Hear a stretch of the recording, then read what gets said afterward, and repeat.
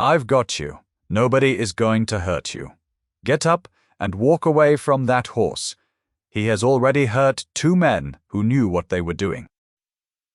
Linnea Voss had been a housemaid at Anselm Varga's estate for 9 days when a dropped stack of steel pails turned the most dangerous animal in the valley loose in the yard with her lying beneath it. She had only been crossing the stable yard at first light, a tower of buckets balanced on her hip, her breath hanging white in the cold. Then her cracked boot caught a vein of black ice. The buckets flew from her arms. They hit the frozen cobbles all together, a bright, shattering clatter that bounced off the stone walls like a rockfall. The stallion screamed. He had been standing halted at the barn door, a groom at each shoulder. At the noise, he reared straight up and came down through both men as though they were nothing. One hit the rails, the other dropped the rope and ran. That left only the horse, enormous and near black, the white showing all the way around his eyes, spinning in the middle of the yard with a raw red line torn open along his shoulder where he had struck the gate on his way through. And Linnea, flat on her back, on the ice, directly in his path. Every hand in the yard went still. They all knew the rules. Ronan answered to 1 man in the world, and had put 2 handlers in the hospital since the first snow. The cold voice came again from the archway, quiet enough that somehow everyone heard it. On your feet, now. Linnea did not move. She was looking at the horse. The clever thing was to roll, scramble, and run for the fence while the animal was still turned away. Every person watching expected exactly that. Linnea stayed on the ground. From down there, with the cold soaking up through her coat, she could see what the others could not. The stallion was not hunting her. He was trapped. His ears were flat, not with rage but with fear. His eyes rolled white because he was searching for a way out and finding walls and ropes and running men on every side. His breath came in great ragged bursts. He struck the air, wheeled, struck again. Not the movements of an animal that had chosen to kill, the movements of one certain it was about to be killed. She had seen that exact face 100 times, on a farm that no longer belonged to her family. Easy, she said, very low, not moving. Easy. I'm not going to grab you. Rope him. The order came from a broad man in an oilcloth coat, the barn manager, already shaking out a loop. 2 lines, front and back. Pull him down before he does worse. The horse's whole body flinched at the word, at the snake of rope uncoiling in the man's hands. Linnea's stomach turned over. No, she said. No ropes. You'll break his mind or his leg, and he'll take somebody with him when he goes. The barn manager stared at her as though one of the buckets had spoken.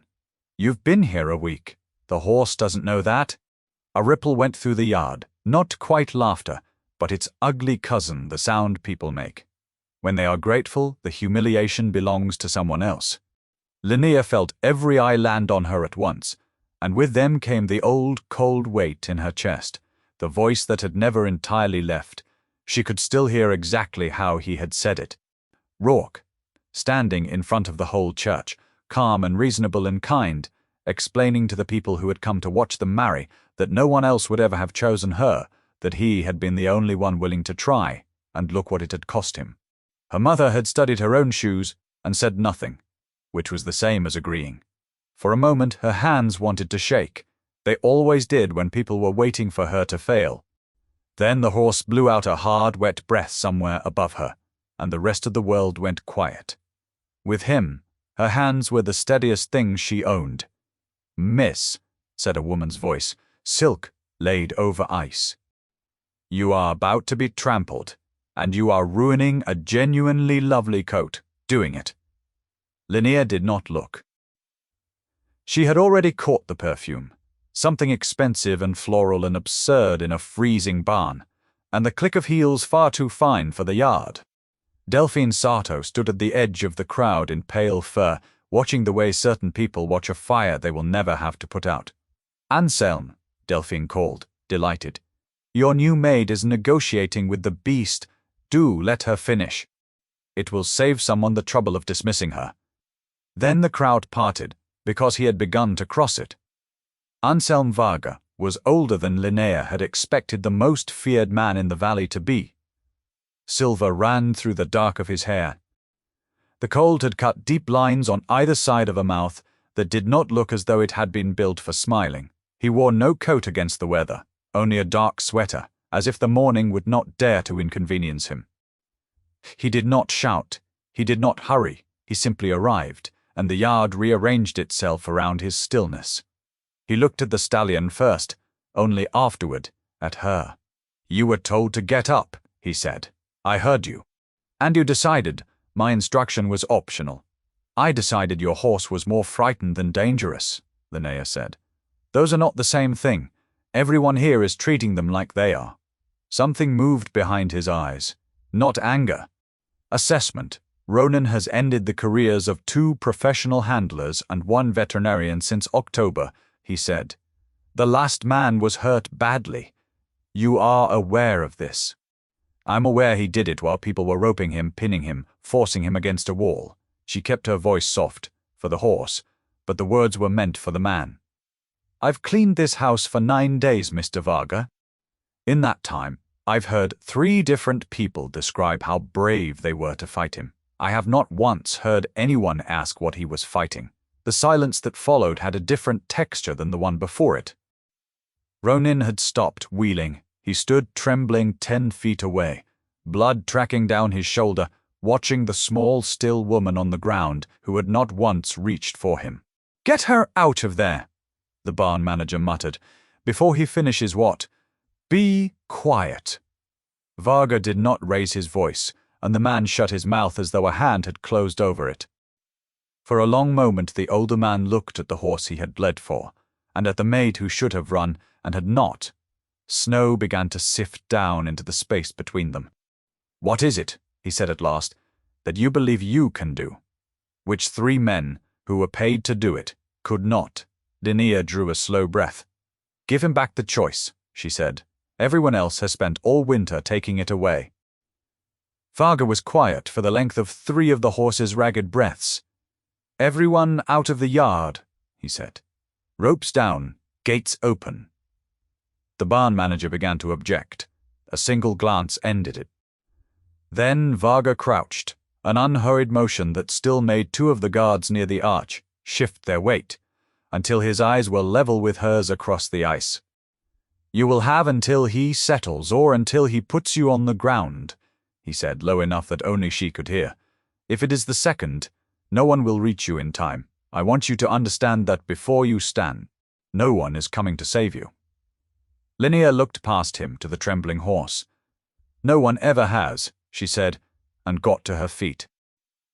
She rose, the way a person lifts a brimming cup they cannot afford to spill, slowly and evenly, giving the movement no sharp edges. She did not face the horse. She turned her shoulder to him and her eyes to the ground, and made herself the least interesting thing in the yard. "There's the door," she said quietly, and took a single step sideways, clearing his line to the open gate. "You can take it. I won't stop you. Nobody will." Ronan's ears flicked. He looked at the gate, at the escape he had been screaming for since the buckets fell, and then back at her. He did not take it, because the gate was not what he wanted. Linnea had learned that in the years before the bank took the farm. A truly frightened animal does not want to run. It wants to stop being afraid. Running is only what is left when nobody offers the other thing. "I know," she murmured, still turned away, her breath slow and deliberate. In for 4 counts, out for 6, the rhythm she had used to settle 100 green colts, and more than once her own galloping heart. "I know. It's a great deal all at once. You've had a bad winter. So have I." She talked. What she said did not matter. She told the horse that the east pump froze every night, and no one had thought to wrap the pipe. She told him the hayloft ladder had a loose 3rd rung that would put someone through the floor by spring. She told him the kitchen cat had hidden kittens behind the flour bins, and the cook pretended not to know. Her voice stayed low and level and endless, a floor laid down for him to stand on, The blood ran down his shoulder and dripped bright into the snow. A minute passed, then another. Behind her she could feel the whole yard held rigid, could feel Varga's attention resting between her shoulder blades, like a flat palm. She did not turn. The instant she looked at the people, she knew. Her hands would remember how to shake. A hoof scraped stone. Then a second. The great dark head came level with her shoulder, near enough that she felt the heat of his breath fog against her neck. She still did not reach for him. "That's your choice too," she said. "You came to me. I'm not going to make you." "Sorry, you did." She let him smell the back of her hand. Only when his breathing dropped, only when the tremor running the length of him began to loosen, did she lift the hand, slowly and in plain sight, and lay it flat against his neck, well away from the wound, well away from anything that hurt. "Not there," she said, when his skin shuddered under her palm. "I don't start where it hurts. I never do." Behind her, very quietly, Anselm Varga went still. She worked the way she talked, slowly, naming everything before she did it, taking nothing he did not give. She let him feel her hand travel down the slope of his neck. Stop, wait, ask again. When at last she reached the torn shoulder, she did not seize it. She rested 2 fingers just below the gash and waited for him to lean in and offer her the wound himself. "Bring me clean water and a cloth," she said, not loudly. "Set it on the ground and step back. Don't put it in my hand." No one moved until Varga said, "Do as she says." A pail appeared at the edge of the ice, and a stable boy retreated at speed. Linnea cleaned the wound in long, patient passes, murmuring the whole while, stopping every time the muscle jumped beneath her cloth, beginning again only when he allowed it. The gash was ugly, but shallow. It would scar. He would keep it the way he kept the others. She saw now the raised wheal along his chest, the old ghost of a rope burn ringing his throat. Somebody, long before Varga, had taught this horse that hands meant pain. Somebody had taught her something close to the same lesson. "You're not what they called you," she told him under her breath. "You're just worn out from being handled by people who never once asked." She rinsed the cloth and reached to wipe the last of the grime from below the cut, and that was the moment her boot betrayed her a second time. The same ice, the same treacherous seam. Her heel shot out from under her, and the whole yard tipped sideways. She never reached the ground. Ronan swung his weight and set the great slab of his shoulder exactly where she was falling. And she came up hard against warm horse instead of cold stone. One hand knotted in his mane before she understood she had reached for it. For a heartbeat, she simply hung there, breathing, her cheek pressed to his neck, 1,300 pounds of supposed murder holding her upright as carefully as though she was spun from glass. A startled sound escaped her, half a laugh. "You know," she murmured into his mane. "Most patients don't catch the doctor." When at last she stepped back, Ronan followed. One step and then a second, swinging his enormous body around to keep her in front of him, as though she had become the only fixed point in a world that would not stop spinning. That was the moment Varga chose to move. He came across the yard without hurry, and the horse's ears pinned flat, but he did not rear, and he did not strike. He only shifted, angling that vast body so his uninjured shoulder settled between the approaching man and the woman on the ice. Not a threat, a decision, a wall of muscle set down precisely where it would count. Varga stopped Ronan. His voice was quiet and absolute, the voice that emptied rooms before he entered them. Come, in 11 years, Linnea would learn much later. That word had never once failed him.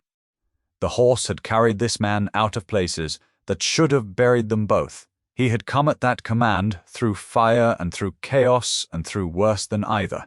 Ronan looked at his master. And then he leaned, very gently, into Linnea instead. The yard forgot how to breathe.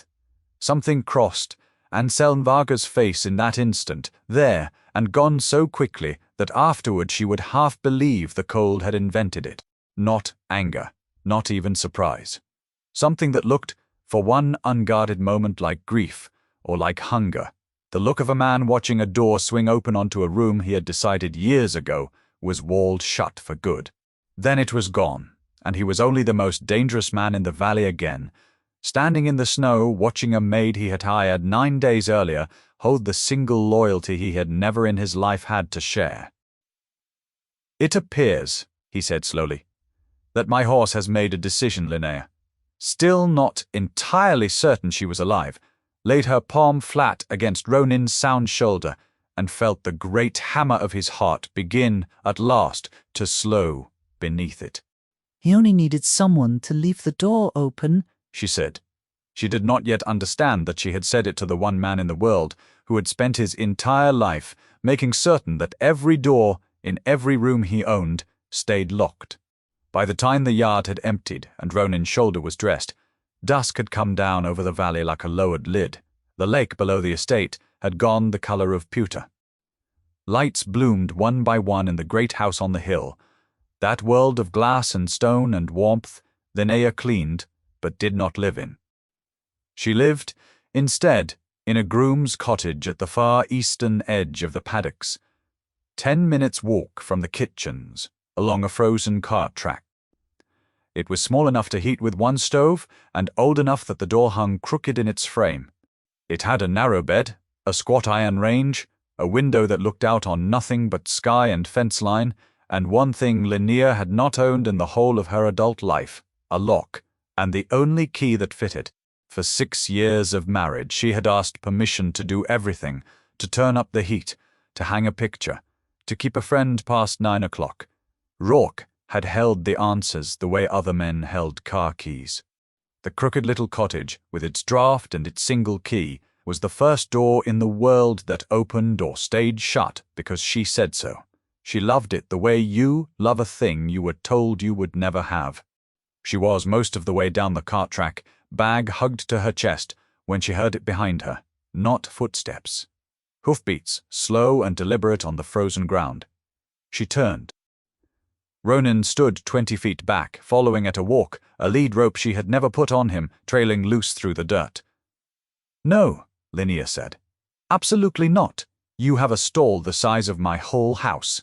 Ronin took another step. "You have heated water. You have a man whose entire job is your breakfast."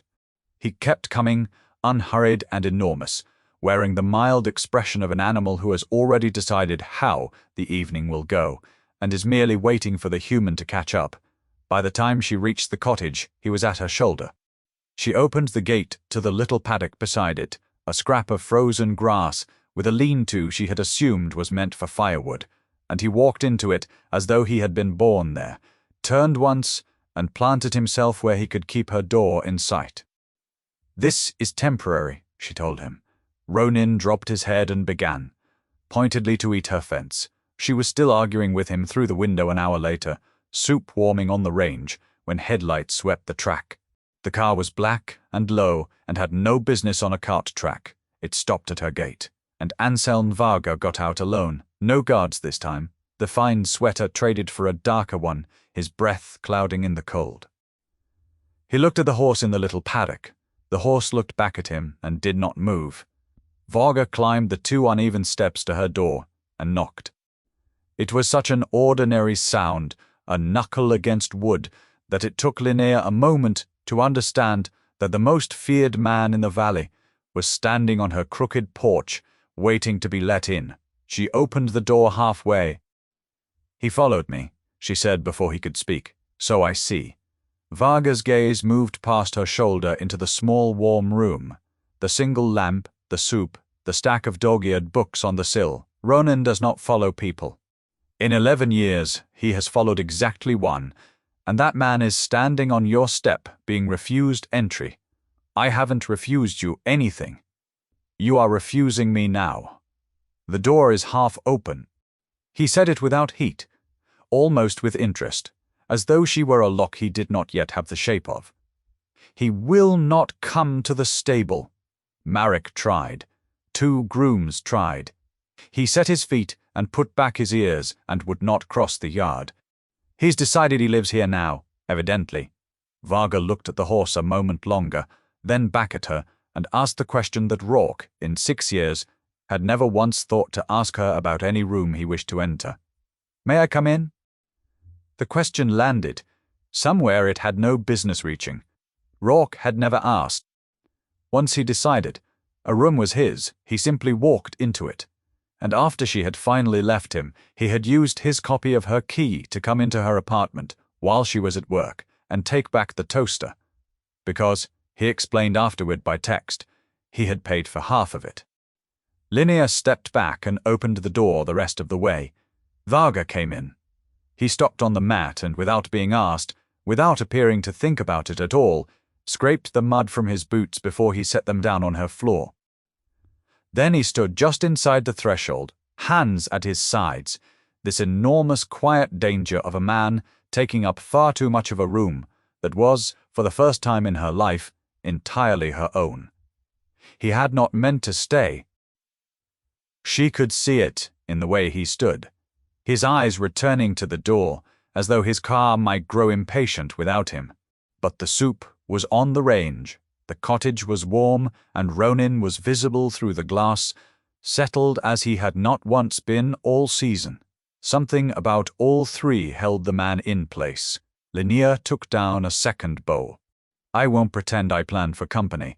It's yesterday's, and it's mostly root vegetables and whatever the kitchen was throwing out. I did not come to be fed. No, you came for a horse who isn't coming. Sit down anyway. You're letting the heat out, standing there deciding." For a moment, she thought she had gone too far, that the voice which emptied rooms would empty this one. Then Anselm Varga, who could reportedly ruin a man with a single telephone call, drew out one of her two mismatched chairs and sat, and the chair complained beneath him, and he ate 3-day-old soup from a chipped bowl as though it were the more interesting thing on the table. He finished. All of it. She pretended not to notice. That should have been the end of it. The horse would settle overnight, she told herself, and by morning some groom would coax him home. Ronin did not settle home. He settled in. By the third morning, he had worn a path in the frost between her gate and the lean-to. By the fifth, he had learned the sound of her stove lid and would rap his skull against the rail the instant he heard it, demanding to be counted in at breakfast. Varga came every evening now. For the horse, he said. Always for the horse. Ronin's shoulder needed dressing. The old strain in his near hind wanted liniment worked in warm, and the horse would let no one but Linnea touch the leg. These things were true. They were also, she began to suspect, not the whole of it. In those first weeks, she had braided him a halter out of plain soft rope because he flung his head from the fine leather one the grooms brought and would not be caught in it. She told anyone who asked that. Frightened things do better in plain, imperfect tack, the kind they are not forever afraid of failing to live up to. The visits found a shape. He would arrive as the light failed. He would look at the horse, then at her, in that order. Always that order. He would decline the soup and then eat the soup. The apples went missing in the second week. She had hoarded them since autumn, a burlap sack set by in the lean-to, her one extravagance, rationed at one a night against the long grey hall before spring. She came home on a Tuesday to find the sack on its side, the drawstring worried loose, and Ronin standing over the wreckage with apple foam on his whiskers and an expression of profound innocence. "Those were mine," she told him. "The entire year's supply of the only sweet thing in this valley." Ronin lipped hopefully at her pocket. She was still laughing, the sheer scale of the theft against the smallness of the prize, when Varga arrived and found her sitting on an overturned pail among the cores, laughing at his horse. He stopped where he was in the gateway and watched her do it, the way a man watches whether he has stopped believing in. The next evening, a crate arrived. Not a sack, a crate. 3 dozen flawless apples, the kind sold singly in the city, for more than she made in a morning, and beneath them pears, cheese, a tin of real coffee. Linnea repacked most of it and set it back in the car when Marek came for it. "He won't like that," said Marek, the lean, watchful man who drove for Varga, and who, she was fairly sure, had been among those to fail at fetching Ronin home that first night. He eyed the returned crate with something close to respect. People don't send his gifts back, miss. I lost a bag of apples. Not a market. He can replace the apples. He can't replace them with a life I never asked for. She kept one apple. The rest went down the hill. Varga said nothing of it the next night. But he watched her longer than usual over the soup, and once, when he thought she wasn't looking, the hard line of his mouth shifted, the way it had in the yard when the horse chose her, and she understood she had done the thing almost no one ever did to him. She had refused to be bought, and it pleased him more than thanks. The shelter was another matter. The lean-to leaked. When the wind came off the lake, it drove sleet through the open side, and Ronin, scars stiff in the cold, would stand with his hindquarters to the weather and shiver while Linnea lay awake listening. She said as much once, meaning nothing by it. 3 days later, a crew came with lumber and rubber matting, and by dusk the leaning shed had become a proper insulated shelter, deep and dry, floored so an old horse's legs would not slide. "This is too much," she said when Varga next appeared. "This is thousands of. It is not for you." He didn't look up from the leg. "It is for him. Take it up with him if it offends you. He has better sense than his keeper." There was no clean way to hand back a building. Fine, but the boots go back, because there had been boots too, warm, waterproof, exactly her size, left inside the shelter door as though it had grown them. Her cracked pair had put her on the ice twice, and both of them knew it. "The boots are so you stop falling under my horse. Insurance on his knees, not charity on your feet. I'll consider them going back down the hill." "You are," he said, and it was the nearest thing to warmth she had heard from him. An extraordinarily difficult woman to be generous to. The word difficult went in like a splinter. Rourke had used it as a verdict, the last word in every argument, the single thing wrong with her. She turned to the stove so Varga wouldn't see her face do what it did. He saw anyway. He seemed to see most things. "That was not a complaint," he said quieter. "Where I was raised, difficult was the only kind of person worth trusting. Everyone else was waiting to be bought. Someone taught you to hear it the other way around. She kept the boots." She did not tell him it was because of that sentence, and not the ice. Winter deepened, and so did the things they learned of each other, all gathered sideways, none of it asked for outright. She learned he was 51 to her 31, and wore the 20 years like armor rather than age. That he read every letter twice, slept perhaps 4 hours, and could not bear the scent of lilies though he never said why. That he had built the estate from nothing, and outlived most of the men who helped him, and had long since stopped expecting anyone to come near him, for a reason that wasn't fear or profit. He learned that she counted the coins in the grocery jar twice before spending, that she flinched at raised voices and hated the flinch, that she had grown up on 400 acres of horse country the bank took the same winter her marriage ended, so that in 90 days she had lost the 2 things that ever told her who she was. And he learned she kept a second jar on the shelf, unlabeled, into which went every coin she could spare. "What is it for?" he asked one evening. "The one you hide when I come in." "Don't. I only asked. You asked with your whole face." "Your face is trying to sign a check. It is a very rich face. Not in my kitchen."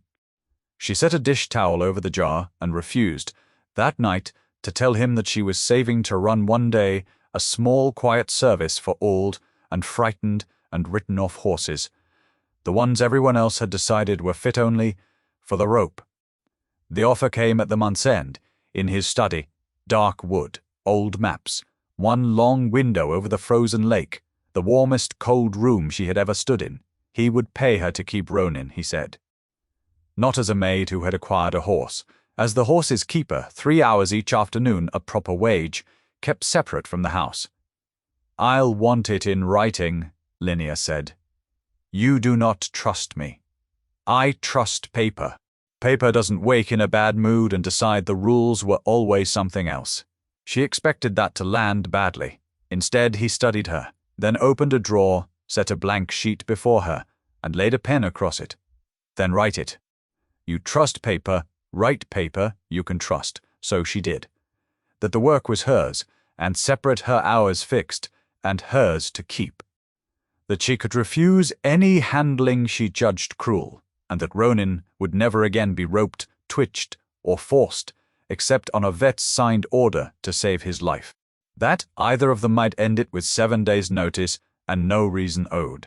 And at the foot, in a smaller hand, as if the size might soften the asking, that her private life was her own, and would not be looked into, watched, or managed, whatever her employer's resources or his worries. Varga read it twice. She watched him reach the last line and stop. You believe I would have you followed. I believe you keep people whose whole purpose is to know things. I'm asking you to let one small life go unknown. He was quiet. Then he took the pen and signed, and beneath his name added a line of his own. In the sharp black hand she would come to know, as well as her own. The exception for your safety is to be defined by you and by no one else.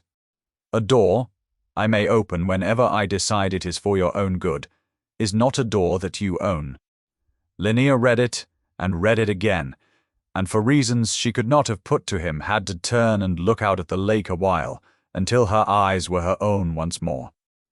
Spring was still weeks off when Cricket arrived, a small, wiry, disreputable terrier who looked assembled from spare parts and poor decisions. He turned up starved one morning, entirely certain that Linnea belonged to him. She fed him once, which settled the matter for life.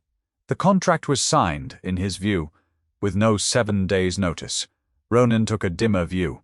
The first time Linnea crouched to rub the dog's ears, a shadow slid over them both. Ronan had crossed his paddock and hung his great head over the rail, considering the terrier, with the flat, appalled stare of a duke who has found a rat at his dinner table. He is 6 pounds, Linnea told the horse. You weigh as much as a car. Ronan swung his hindquarters round, and with tremendous dignity planted himself between her and the dog, so that she was left rubbing Cricket's ears around 1,300 pounds of horse, pretending to graze. You're jealous, she said, delighted, of a dog the size of your own hoof. It comes by it, honestly. She hadn't heard Varga arrive. He stood at the gate, a folder under one arm, watching the horse sulk.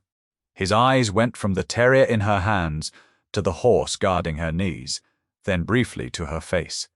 He does not care to share. What he has decided is his, Varga said. I find I understand the impulse better than I once did. It was said lightly. It did not land lightly. For a moment the air changed, and he looked as though he had heard the sentence at the same instant she had, and would have called it back if such a thing were possible for him. I brought the month's accounts, he said instead, lifting the folder. You came at 8 in the morning to bring me paperwork. I was passing. You live at the top of the hill. There is nothing past my cottage but the lake. Then I was passing on my way to the lake, and Cricket, sensing weakness, trotted over and lifted his leg against the master of the estate's very expensive boot. Linnea laughed until she had to sit down on the step, and Anselm Varga, insulted by a dog the size of a loaf of bread, forgot for a while to be the most feared man in the valley, and watched her do it as though her laughing were something he meant to keep and take out again later, alone. The veterinarian came the following week. Dr. Soren Kessler was in his late 30s, easy in his skin, quick to smile, untroubled by kneeling in mud to run his hands down an old horse's doubtful leg. He was the first person in a clean collar Linnea had met on the estate who treated her as a colleague rather than furniture. He asked how Ronan moved after a cold night, whether the liniment eased the leg or only warmed it, and both times he asked her opinion he wrote the answer down. You've done this before, properly. This isn't beginner's luck. I grew up in it. My family brought back broken horses, until we had neither the family nor the farm to do it on. She shrugged, oddly at ease. My husband used to say the only conversation I couldn't ruin was one with an animal. Kessler's smile dimmed. Your husband sounds like a man who never met a mirror he cared for. Ex-husband, she said, and found she was smiling. And no, he did not. He was still smiling back when Varga came down from the house. He arrived without sound and without hurry, and read the scene the way a soldier reads. Ground the vet on one knee, Linnea beside him. the laughter still in the cold air, Kessler's hand resting a thoughtless moment against her forearm. "Are we finished?" It was not a question. Kessler glanced at his watch. "We started 11 minutes ago." Ronin dislikes long examinations. Ronin's asleep. The horse was dozing on a cocked hind foot, lower lip drooping, the portrait of a beast at peace. Linnea looked from the sleeping horse to Varga's still face and understood exactly what she was watching. "Are you in a hurry?" she asked. "No!" "Then why do you sound like someone rearranged your study?" Kessler found something absorbing in his bag. Varga did not look away from her. "I dislike unnecessary handling." He didn't object. She nodded at the horse. "I was not speaking of the horse." Kessler, to his credit, finished in professional quiet, and on his way to the truck, asked Linnea, plainly, and without caring who heard, whether she would like dinner in Hulgrave some evening.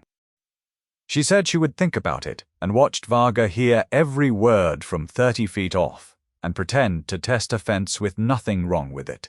He followed her into the cottage once the truck had gone. "He asked you to dinner." "You were listening. He asked it beside my horse. That is not private ground. Did you want me to say no? It was out before she could stop it, and it altered the room." Ronin's shape darkened the window. Under the table, Cricket went still. Varga stood by the door and did not come closer and did not leave. "Every day," he said at last, "I spend among people who weigh a sentence before they will risk it, who want a thing from me they won't name. Then I come down this hill to a cottage where the soup doesn't match the bowls, where a woman sends my apples back and keeps my worst horse alive and speaks to me as though my name were only a name. I did not choose to need that. I am not in the habit of needing things I did not first decide to need." "That still isn't an answer." "I am jealous of the veterinarian. There it is. I disliked how he made you laugh, and his hand on your arm, and that he asked, and that you did not at once say no." Her heart was doing something intricate and unwise. "Jealousy isn't the same as... No. It is a smaller thing and an uglier one, but it is at least true, which is more than can be said for most of what is spoken to me in a day." He put his hand to the door. "I will not ask you to refuse him. Go to dinner with whomever you please. That is the entire purpose of the paper you made me sign." And he was gone before she could decide what her face was doing. Delphine Sarto found her the next morning in the long gallery, returning polished silver to its cabinet. "The horse girl," she said, drifting nearer in cashmere the color of smoke. "Quite the fixture now. He goes down that hill every night, they tell me. The staff have a wager running." Her smile was lovely, and without warmth. "I ought to be kind, so let me.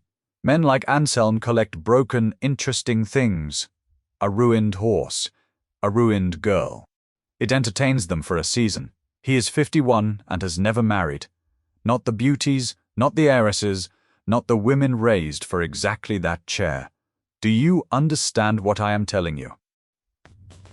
"I understand you're enjoying yourself enormously."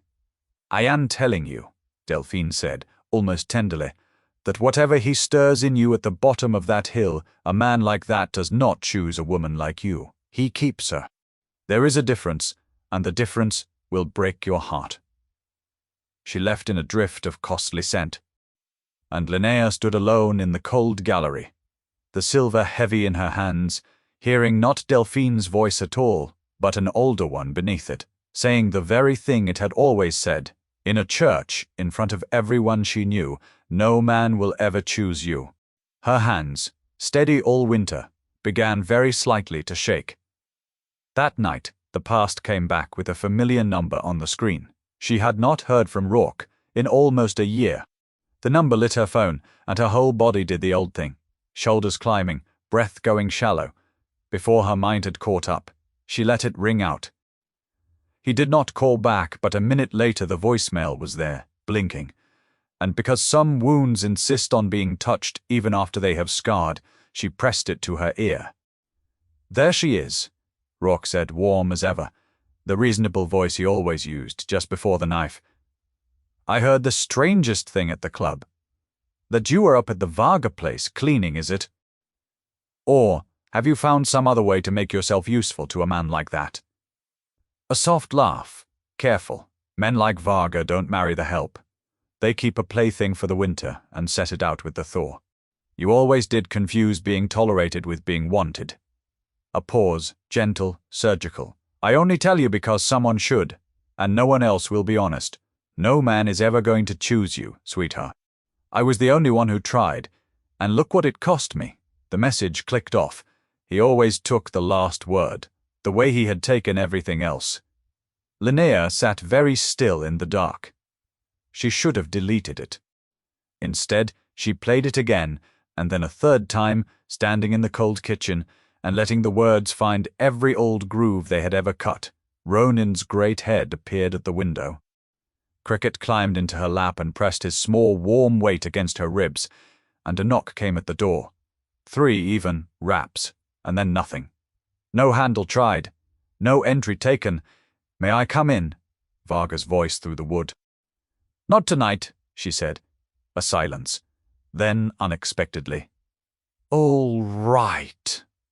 She heard him lower himself onto the top step instead, his back to her door, the way a man sits down beside a thing he cannot fix. Are you safe? Yes. Do you need anything? No. She thought that would be the end of it. It was not. After a while, she opened the door, not all the way, and looked at the dark shape of him against the paddock lights. He says no one will ever choose me, she said. She had not meant to. It fell out of her like something dislodged. My husband? He said it at our wedding, in front of everyone. He is still saying it. I deleted his number 2 years ago, and I can still hear it word for word. Varga did not stand and did not turn, only looked out at the horse in the dark. When I was a boy, he said at last, a man I feared told me I would die in a gutter, unmourned, and that it was no more than I was worth. He has been dead 30 years. I still hear him some mornings before I am fully awake. He let it sit. You do not silence a voice like that. I have tried every method there is, including the permanent ones. What you can do is decide who else is allowed to speak in the room. Give the loudest chair to someone who tells the truth, and make the dead man wait his turn. And who tells the truth? The horse, for one. Something almost like humor. Ronan has never once looked at me as though I were the worst thing that ever happened to him. On the bad mornings, I borrow his eyes until I can stand my own. He rose, then unhurried, and still did not ask again to come in. The man who told you that you were unchoosable was not measuring you. He was measuring himself and reading you the number. Stop letting a coward do your arithmetic. That startled a breath out of her that was nearly a laugh. Borrow better eyes than his, Varga said. From the bottom step now. Mine, if you have nothing nearer. Good night, Linnea. She listened to the car climb the hill. Then she took out the phone and deleted the message, and deleted it again, from the place where deleted things wait to be missed, so that it was gone the way the farm was gone and the marriage was gone, for good. Her hands, she noticed, were perfectly steady. Spring came late, and all at once the ice going off Lake Aldemar in a single grey week, and with it came the benefit.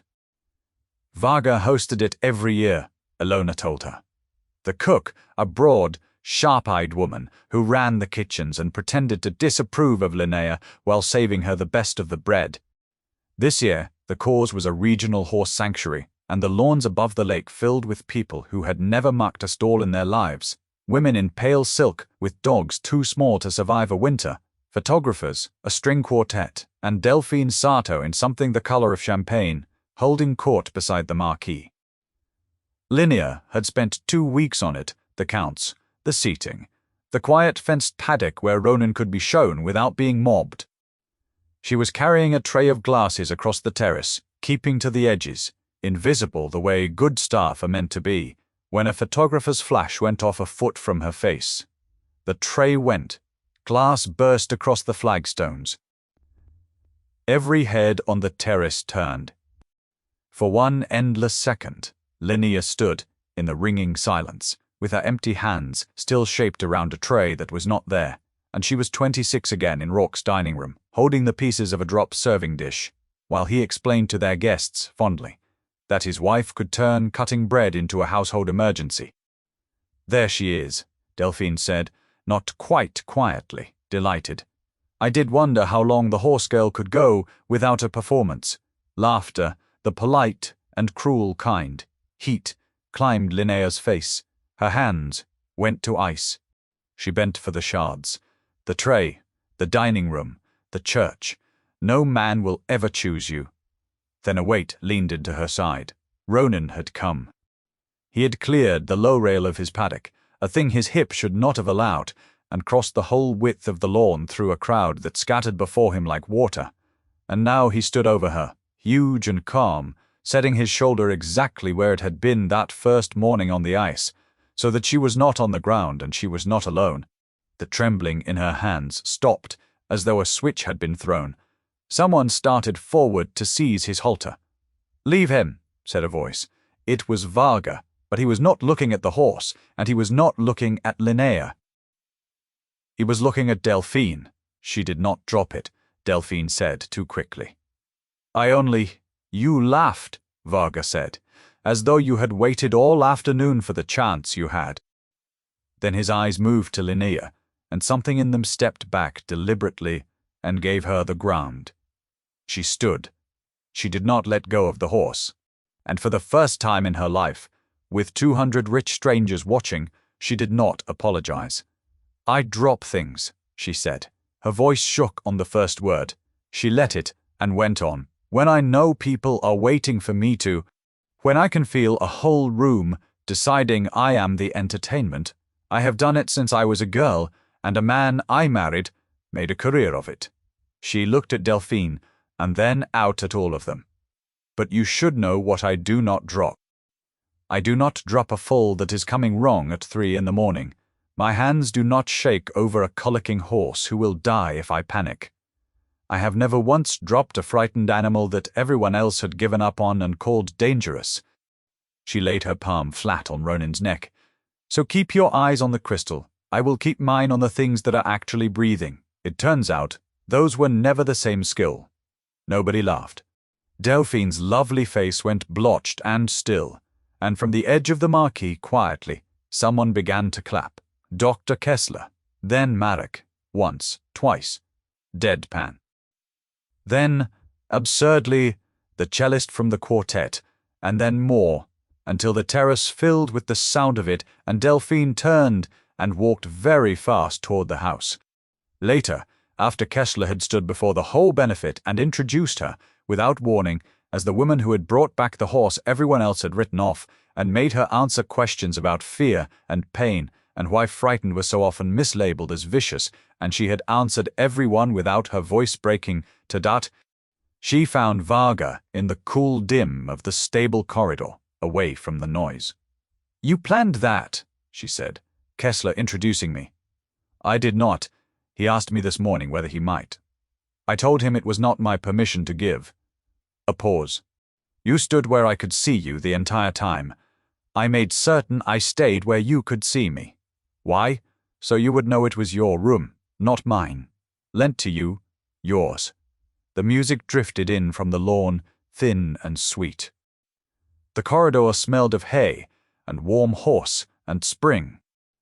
Linnea looked at this enormous, weary, dangerous man who had spent an afternoon making a space, and then stepping out of it so that she could fill it, and she crossed the distance between them before her courage could turn into one more thing she dropped.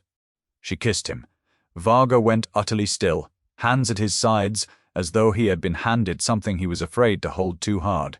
She drew back just far enough to speak. "You are allowed to touch me," she said. "You have to be told," apparently. One hand came to her waist. Then, careful as a man setting his weight on ice, he is not sure will hold, the other rose to the side of her face. And the kiss, when it deepened, because she leaned into it, and not because he took it, this man who could level the valley, letting her set the pace of the one thing he could not command. "Kessler," he murmured against her mouth, "is going to take this very badly. You are still jealous, ferociously. I am managing it. That is not comforting. From a man like you." "No," he agreed. "I don't imagine it is." 3 nights later, Ronin tried to die. Linnea woke at 2 to the wrongness of the quiet. No shift of weight in the shelter, no rail knock for a breakfast hours off, only a low and awful groan she felt in her teeth. She was across the frozen grass in bare feet before she was fully awake. Ronin was down. He was rolling, striking at his own belly with his head, sweat black on his neck, and every instinct she owned screamed the same word: colic. She got him up. She got him walking. She called the estate line and told Ilona to wake Varga and Kessler, in that order, and then there was nothing to do but the oldest thing there is: keep the horse on his feet and moving so his own gut would not twist and kill him, and wait. Varga came at a dead run, coatless, and every trace of the calm she had never once seen him without was gone. He was a man watching the single loyalty of his life come apart in the dark, and the danger in him had nowhere to go. "Call the surgical clinic. I will have him trailered to the city. I will wake the best. There is no time to trailer him, and you know it. Walk. Take the lead, slow and even. Do not let him drop. He needs you to stop being the loudest thing in the field." It came out hard, and it stopped him dead. No one told Anselm Varga to be quiet. She saw the old reflex rise in him, the one that ended arguments and lives, and she held his eyes. "You asked me once what I could do that 3 men could not. This is it, but I cannot do it while you fill the dark with panic. He is frightened enough. Do not make him carry yours as well." For a moment, she thought she had lost everything. Then the master of the estate, who had never in his life taken an order in a stable, closed his mouth, took the rope from her hand, and walked his dying horse slowly in a circle because a maid had told him to. They walked him for 3 hours. Kessler came, tubed him, ran fluids, made the grim arithmetic, and told them the truth, that it might pass and might not, that the next hours would tell, and that the worst thing they could do was stop. So they did not stop. They took turns on the rope in the freezing dark, and somewhere in the 3rd hour, with the horse's head low and the outcome still hanging, the 2 of them ran out of things to do and were left with only things to say. "He was a debt," Varga said quietly, walking, not looking at her. "Not mine, a dead man's. Ronin came to me 11 years ago in settlement of what a man owed me when he had nothing else left to give. He was 4 years old and already ruined, mistreated, rope-scarred, blind with fear. Everyone told me to put him down. He was worth more as a story than as a horse. Why didn't you? Because a week later my own brother sold me out to men who wanted my territory. He said it without heat, an old wound gone to bone. They came at night. I was badly hurt. Here, a touch to his side. I went down in the stable because it was the nearest dark, and I could not stand. And that half-broken, terrified animal, who had every reason to trample me and be rid of the whole species that had hurt him, put himself over me instead. Stood across the door, would not let them past, bled for a man he had known 7 days. He walked in silence a moment. Every creature that came near me after my name meant something, came calculating what I was worth to it. Ronin is the only living thing that chose the man before there was any man worth choosing. Do you understand now why I could not put him in a trailer and hand him to strangers? Linnea's throat was tight. I understand you would have done the same for him. I would already be doing it, he said, had a woman in bare feet not taken command of my field. Near dawn, the horse passed what he had needed to pass and shuddered, and dropped his head against Linnea's chest, and slept standing. Kessler listened a long time, and at last, exhausted, said the word, turned. Varga stood with one hand on the horse's neck, and the other at some point she could not name, wrapped around hers. "Who does this for you?" he asked. The light was coming grey over the lake, when the dark gets louder than the danger. "Who walks your circle?" She meant to make it a joke. Nothing came. "No one ever has," she said. "People mostly wait to see what I will drop." Then they were watching the wrong hands. He lifted hers, cracked and cold and steady, and pressed his mouth to the knuckles. Once the way a man seals a thing he means to keep. I have watched these for months. They do not shake when it matters. Neither, it turns out, do mine. When I am standing beside them, nothing more happened. The horse slept. The sun came up. It was, she thought, the nearest she had ever come to being chosen, and no one had said the word at all. For 3 weeks she let herself believe a quiet life might simply arrive and stay. He came down the hill in the evenings without his coat of stillness. He learned to muck a stall without ruining his cuffs, and pretended he had not. He built a ramp, so Ronin's hip would not have to take the shelter step. Cricket took to sleeping on his abandoned jacket, and Varga took to leaving the jacket where the dog could reach it, and never once admitting he had done it on purpose. The unlabeled jar filled. He never offered to fill it for her again, which she understood now to be its own kind of love. He did not stay the night. She was not ready to watch a man's things migrate into her space until no space was left that was hers, and he seemed to know it without being told, and left each evening at the door with a kiss that asked and never took. For 3 weeks it was very close to happiness. Then his world found her. Marek brought it to the study on a Tuesday, and Varga made her come up from the paddock to see it, which she would think about later, that at least he had shown her, that he had not simply acted, a photograph. Her, at the cottage gate, Ronin's head at her shoulder. Cricket a blur at her feet, ordinary. Except that someone had stood far enough off with a lens long enough that she had never known she was watched, and someone had drawn in red a small neat circle over her heart and written on the back in a tidy hand, "A man is only as strong as the softest thing he lets himself keep." Fear came first, cold and total. Then, close behind it, something she did not yet have a name for. "You will move into the house tonight," Varga said. His voice had gone back to the one that emptied rooms. She had not heard it aimed near her in months. Marek has already, prepared the East Suite. The cottage cannot be secured. There are 4 men on the wall as of an hour ago. You will not go back down there alone, and you will not argue with me about. Anselm, stop. He stopped, but only because she had used his name, and she saw in his face that the stopping cost him, that every instinct in him was a locked room, and she was standing in the doorway of it. "When did you decide all this?" she asked quietly. "The suite. The men. My life. When Marek put that in my hand." "There was no decision to make. There was every decision to make. You just made all of them without me in the room." She set the photograph down on his desk very carefully, because her hands wanted to shake, and she would not let them. "You watched me spend a winter handing a terrified animal his choices, back one at a time. You watched me refuse to rope him, refuse to force him, wait at an open gate for him to decide. You wrote it into a contract in your own hand. A door you can open whenever you decide it is for my own good is not a door I own. You wrote that.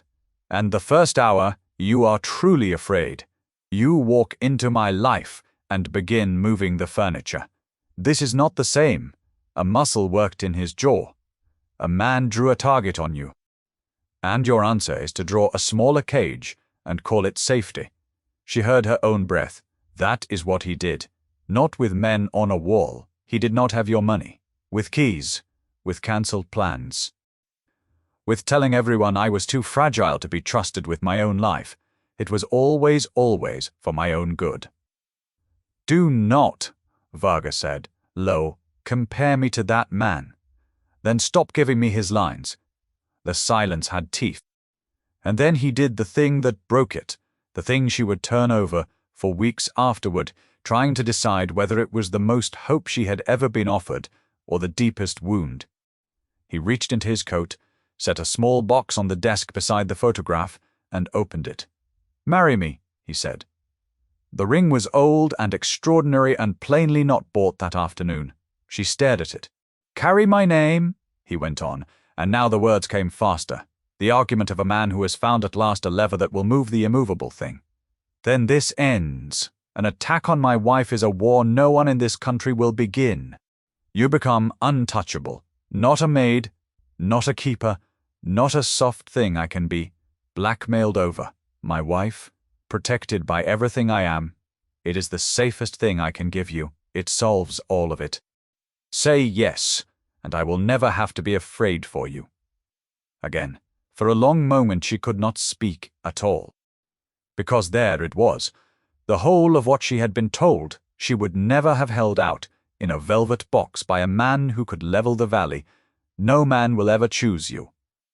Here was one, asking, and it was the loneliest thing anyone had ever said to her. You just proposed to me, she said very quietly, as a security measure. He did not move. She watched him hear it. You did not ask because you want a life with me. You asked because it solves the photograph, because being your wife makes me safe to keep. Her eyes were burning. She let them. That woman was right. There is a difference between being chosen and being kept, and I have only just learned. I can feel it in my whole body. You would put a ring on me the way you put men on a wall. To secure an asset. Linear. Something had come into his face she had never seen there. That is not what I... Then what was it? He reached for the one lever he had left. Ronin needs you, he said. If you go, he will not. And he heard it, the shape of what he was doing, and stopped as though he had cut his own tongue. Don't. The word came from the deepest place she had. Do not use the horse. I spent a winter teaching him that being loved would never again be a rope around his neck. Don't you dare make me prove the same thing to you? He looked as though she had struck him. For a moment, the most feared man in the valley simply stood there, the box open in his hand, and had no move at all. You are right, he said at last, and his voice was wrecked and quiet, and for once entirely his own. That was beneath both of us. He closed the box. I will not keep you here against your will. Marek will drive you wherever you wish to go. One car, no men. He leaves the moment you are safe. Every part of him fought it. She could see the war, and then he stepped back from the doorway of his own locked rooms and let her walk out of them. One car, she agreed. She packed only what was hers. It did not take long. It never had. She went down to the cottage. One last time, in the blue dark. Ronin met her at the gate, and she pressed her forehead to the broad plane of his cheek, and breathed him in, and told him the thing she could not tell his owner, that this was not his fault, that being someone's soft thing was not a crime, that she would carry him in her the rest of her life. He followed her to the car, and had to be held by 2 grooms, and the sound he made as she pulled away was one she would hear in her sleep for a long time. On Varga's desk, before she left the house, she had laid the cottage key, and beside it the contract, and beneath his signed line about doors, she had written one of her own. A ring I cannot refuse without danger is not a ring. It is a better appointed cage. Marek drove in silence until the estate gates were behind them, then his eyes on the road. He said, the only thing he said the whole way down. In 11 years, miss, I have never once seen him ask anyone for anything. A pause. He asked wrong, but he asked, I thought you should know it cost him something he does not spend. I know, Linnea said, watching the dark trees go past, her whole chest a bruise. That is why I have to be certain that the next time he asks if there is one, it is because he chose me, not because he was afraid of losing something. The lake vanished behind the hill, and Linnea Voss, who had been told her whole life that no man would ever choose her, left the one man who almost had, because almost was the cruelest word she knew, and she was done building her life inside it. She took a room above the saddlery and Hellgrave, a narrow bed, a hot plate, a window over an alley where Cricket learned to terrorize the neighbor's cat. It was not the cottage.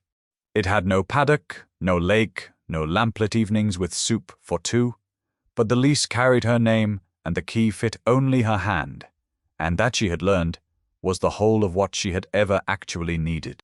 Kessler gave her work at the clinic, kennels in the morning, the frightened and the written off in the afternoon, and hours logged toward the certification she had never been able to afford. he did not ask her to dinner again. He was too decent to court a woman that plainly wrecked over someone else, and he told her so. Kindly, once, and then simply became her friend, which was rarer and worth more. Varga did not call. He sent one message the morning after, and only one. I watched you give a ruined creature his choices back all winter, and then I took yours the first hour I was afraid. My intentions were not an excuse. They never are. Your things are at the cottage as they were. Your wages and your pay are with Ilona.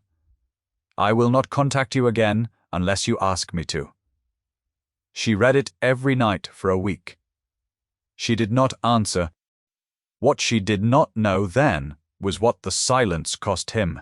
Ronin stopped eating.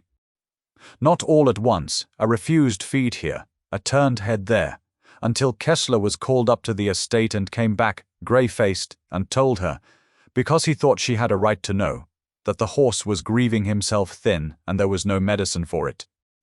He waited at the cottage gate every evening for a woman who did not come. He carried in his teeth, from stall to paddock and back, the plain rope halter she had braided him in those first weeks, the imperfect thing he had chosen over anything finer. Varga never photographed the horse. He never sent word that the animal was fading. He never once wrote, "Come back, he is dying," though Kessler thought privately that it might have worked, and that a lesser man would have used it in a heartbeat. Instead, Kessler learned this from Marek, who was not a talker but had begun since that night to say a little to Linnea. Varga sat with the horse in the dark some nights and spoke to the only creature who had known him before the name. "I did the thing I always do," he told the horse once, with Marek pretending not to hear. "I saw a knife, and I locked every door in the house. She told me exactly what she needed. She wrote it down and put it in my hand. And the first time I was afraid I could not hear a word of it. The horse leaned into him. You chose me before I was worth choosing. I am trying to learn how it is done. I appear to be a very slow study." 3 weeks after she left, a spring storm came up off the lake, the kind that stacks black over the water at dusk and stands there flickering half the night. Linnea was late at the clinic, gentling a young pointer terrified of thunder, and she did not get back to the room above the saddlery until near 10, soaked and hollow in the way she had been hollow for 21 days. There were hoof prints on the wooden stairs, enormous, mud-filled, unmistakable, climbing the outside steps to her door, and at the top, folded down impossibly small against the wind, lay Ronin, soaked to the skin, shaking, 1 4-foot cut and bleeding, his old hip trembling so hard she could see it from the street. 9 miles of dark country lay between the estate and this alley. He had crossed all of it. Linnea dropped everything she was holding. "You," she said, and her voice broke on it, "you glorious, catastrophic fool of a horse." She was on her knees in the wet, both arms around his neck, his whole cold weight sagging into her and hanging from his teeth, carried all that way through 9 miles of storm, was the plain rope halter she had made him. How did you? Headlights swung into the alley below. She knew, before the engine died. She knew, before the footsteps reached the foot of the stairs and stopped. She looked down through the rain and saw him standing there, coatless again, soaked through, having plainly followed the only trail that mattered at whatever pace an old horse could set, close enough to catch him if he fell, far enough back not to drive him faster. Anselm Varga looked at the horse first, making sure he lived. Then he looked up the stairs at her. He did not climb them. He stood in the rain at the bottom, water running off him, and did the one thing she had left him with, the only currency she had ever told him. She trusted. "May I come up?" he said. "You can come up," she said. He climbed the stairs slowly, and at the top, he did what he had done the very first night on her crooked porch. Stopped and scraped the mud from his boots before he set them down, in the doorway of a room the size of a stall, water pooling under him. Between them, Ronin filled the tiny landing and would not be moved. Indoors and would not be sent away, so they did the only thing left. They sat, all three, in the open doorway, with the storm at their backs, and tended the horse together on the floor of a rented room. She cleaned the cut foot. He held the halter. Neither spoke until the shaking in the animal had eased. "I have been trying," Varga said at last to the horse, or to her, or to the rain, "to understand what I did. I built everything I have by seeing a danger and removing every possible choice before it could be used against me. It kept me alive. It buried the people who did not learn it." He looked at her. "I did not know how to love a person any way but the way I keep a fortress. And a fortress and a cage are built from the same stone. You told me that." I heard the words. I did not feel them until I watched an old horse choose 9 miles of storm over a life without you, and understood that I had been the only one of the 3 of us too much of a coward to make the same walk. Linnea's eyes stung. "That is a start. It is not an apology. You have had enough men explain that hurting you was for your benefit. I only want to tell you what I have learned, and then let you decide what to do with me, the way you let him decide about the gate." He drew a breath. "So, plainly, and once, I am not asking you to come back for the horse. I am not asking you to come back to be safe.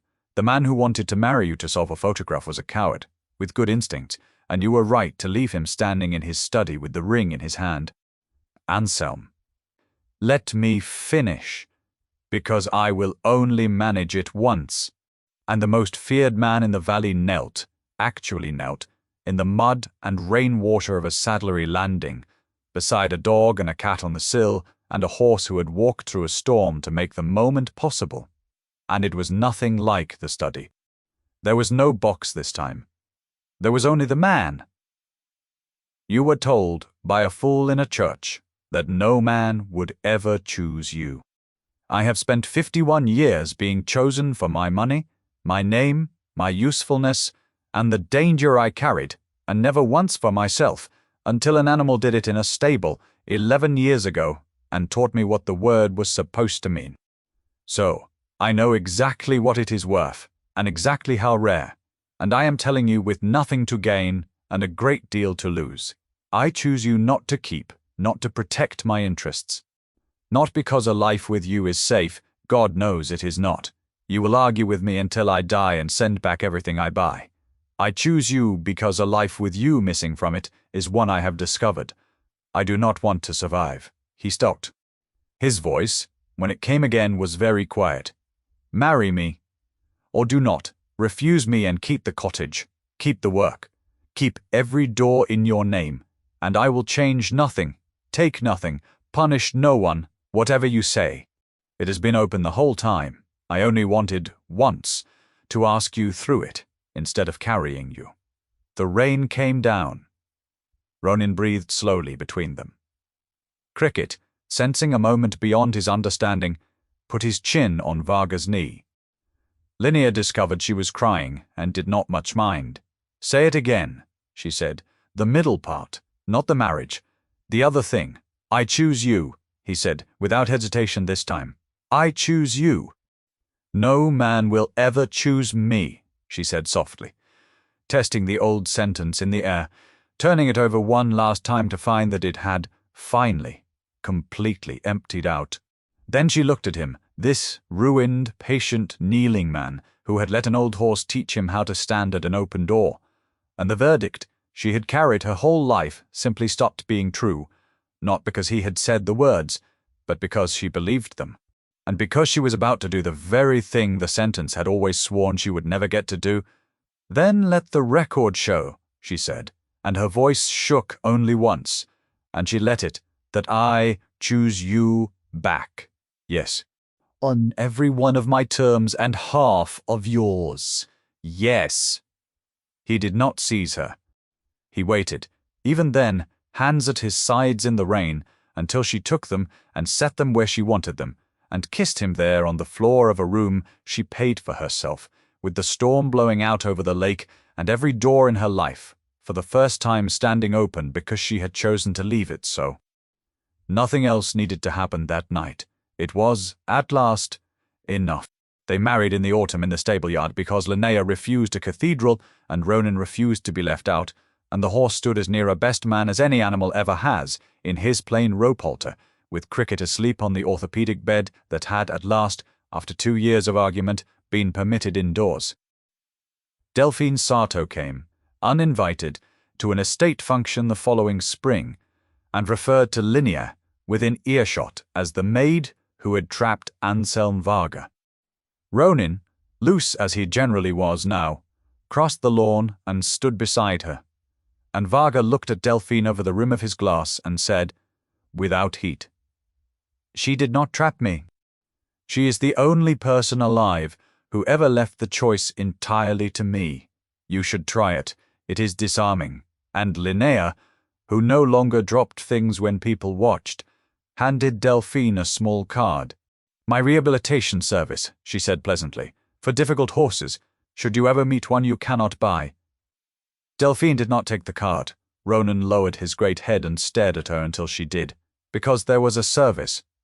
Now, Vosequin Rehabilitation ran out of the estate's old east barn and a battered trailer, and it took the cases everyone else had condemned. The biters, the bolters, the ones called dangerous after pain had taught them that hands meant harm. Her first client was a mare who had put a trainer through a fence. Her second, a retired police horse who could no longer bear a saddle. Her third belonged to a widow in Halgrave who could pay only in preserves, and Linnea took the preserves. The old jar on the shelf lost its purpose, and was refilled at Varga's quiet insistence with wildflowers, because he had learned by then that the only gift she would never send back was one that cost him nothing but attention. Ronin became the thing.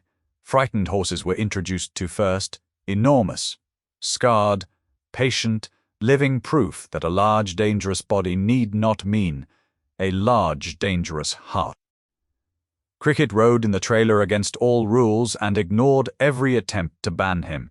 Kessler consulted on the hard cases and stopped being a rival the moment he became a colleague, which was the only version of him Varga had ever been able to tolerate anyway.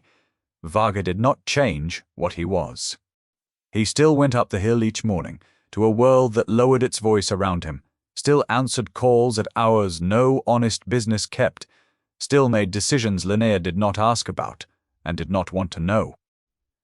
But at the cottage, which was hers in her name, on a lease he had signed with visible pain at the market rate she insisted upon, he knocked, he asked before he moved a chair. When he forgot, she reminded him, and when he grew defensive, Ronin would leave his side and go and stand beside her, which, Varga maintained, bitterly and forever, was the rankest treason in the animal kingdom. On the first cold evening of the second autumn, Linnea sat on the cottage step mending the plain rope halter, which Ronin had worn to threads, carrying it about out of habit, and watched her husband fail to hang a paddock gate while refusing all advice. "You are holding the level upside down," she called. "There is no upside down on a level. You found one." He set down the tools and came and sat beside her on the step, and Ronin came and rested his great head on her knee, and Cricket climbed into the curve of the horse's neck and went to sleep, and the lake below went to pewter in the last of the light. "Stay tonight," she said. It was still, always, a question. That was the whole of the point. Once, the question would have frightened her, because once every answer she gave a man had carried a price. Now, it was only a door, standing open, with the choice on the near side of it, where it belonged. "Is that an order?" Varga asked, "or an invitation? You once told me difficult was the only kind of person worth trusting." "I did." He took her cold hand in his warm one, the way he had that grey dawn over a sick horse, and held it as though it were the single loyalty of his life, which by then of course it was. "Stay then, both of us, as long as you will leave the door open." An old horse had refused to leave her after a single winter. Anselm Varga had taken a great deal longer to learn how. But once Linnea Voss stopped waiting to be chosen and simply chose the man, the whole valley feared turned out to be the easiest thing in the world to keep, provided you never once tried to make him stay.